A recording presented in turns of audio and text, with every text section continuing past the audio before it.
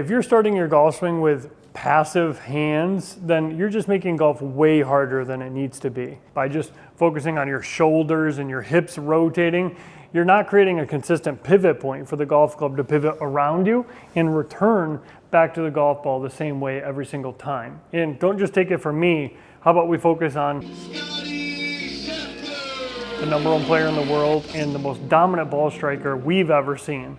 So in today's video, I'm going to walk you through the 3 key things that he does to initiate his swing that every golfer should be doing if they're trying to get better contact, more distance, and just a deeper understanding of why the golf ball is doing what it's doing. So let's jump into the video.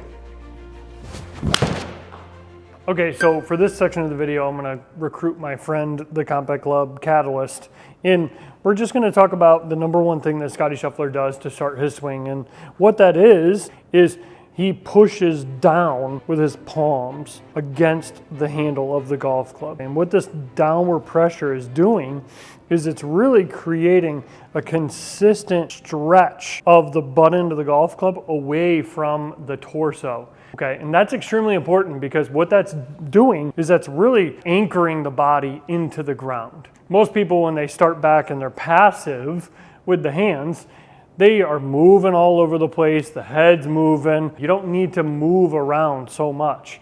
And from all the testing that we've done, when tour players take the club back, their hands in the butt end of the golf club are dropping down about 1 to 2 inches to start the swing. And that's because of this concentration of what we call palm pressure away from our body against the handle. Okay, imagine if there was like a string on the butt end of the golf club attached to your middle of your body here. As you went back, you want that tautness to really stay there. You don't want to lose that tautness. So for those people, I want you to imagine that there's a nail sticking out of the inside part of the golf ball. Okay, so if we're looking at it from this down the line perspective here, and this is our hammer, okay? And the Compact Club kind of feels like a hammer. It's pretty heavy. If you're passive with your hands, you're not really creating a consistent pivot point in that consistent lever to where you can feel confident that you're going to be able to drive the hammer into the nail consistently every time. And that's something that you have to do if you want to be good at golf. You have to create a consistent pivot point right here to where you can just drive that hammer into the nail every single time. You have to push down against the handle, and that's why when you look at this molded grip right here, the molded grip, I don't need to get into how your hands need to be perfectly placed against this handle. We have tons of videos on that, and I'll link all those down below. But just follow these molds. Get the mold of the lead hand here, get the mold of the trail hand here, push down with the palms, and then you're good to go. So that's the #1 thing that Scottie Scheffler is doing. Now from there, as he pushes down with his palms, his fingers are going to begin to pivot around that palm pressure, which is why if I draw a circle around his hands and a circle around the golf club, as he takes the club back, his hands are not going to move outside of that circle, but his club head is going to move about 1 foot to 1.5 feet, okay? And that is really the key to everything, because now he's got this consistent pivot point to where it's a nice lever of the club head around the butt end of the golf club and around that handle, to where now it's just a lot easier to get down and hit that nail. There's a reason why during the PGA, when everybody was saying, oh, Scottie has such great control of his golf ball. Of course he does, because he has a consistent pivot point by #1, pushing down with his palms, and #2, getting the fingers pivoting around that palm pressure. So now from there, once he's got that, the hands haven't moved yet. The club head's in a perfect spot to where now it's pivoting around the handle. Now he just stretches that away. And that's the third piece of all of this. When you do that, because of the around action, you're actually creating the momentum of the club working around the body, which is what we call in the golf swing depth, and feeling like your hands are going from the toe line to the heel line.